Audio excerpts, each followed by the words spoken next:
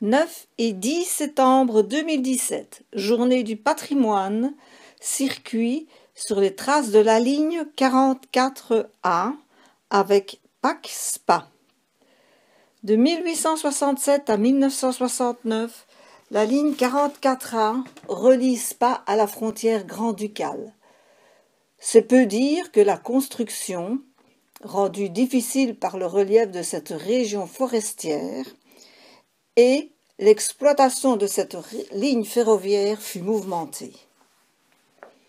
Ainsi, le tout premier trajet vers Spa a eu lieu le 17 février 1867, 3 jours avant l'ouverture de la ligne au public. Le prince Henri, frère du roi des Pays-Bas et lieutenant du roi dans le Grand-Duché de Luxembourg, a inauguré le tronçon. À son retour vers le Luxembourg, à quelque distance de Spa, la locomotive a heurté un enfant qui jouait sur la voie.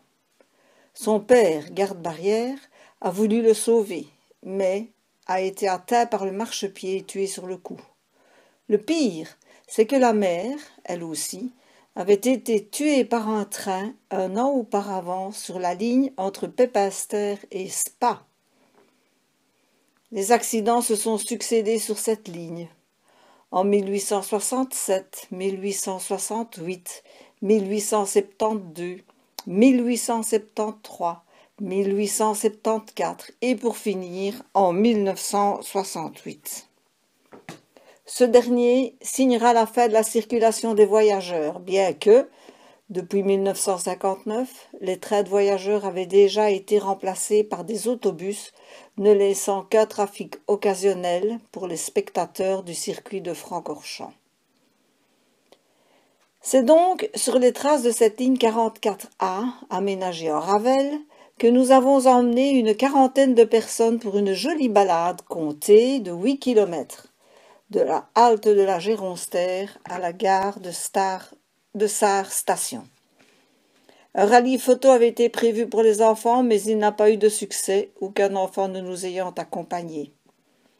Malgré la pluie, qui nous a copieusement arrosés le samedi, mais sous le grand soleil du dimanche, ce furent 2 belles promenades, où chacun a trouvé une occasion enrichissante d'appréhender un tout petit bout de notre histoire ferroviaire locale. Merci à M. Georges Henrard, dont les livres « Histoire de tortillard ardennais »,« Space-Tableau les petits traits des neiges » nous ont précieusement fourni commentaires et explications. Merci à Réalité, mensuel de Spa, dont Paul Jehin est éditeur responsable pour les articles que nous y avons trouvés.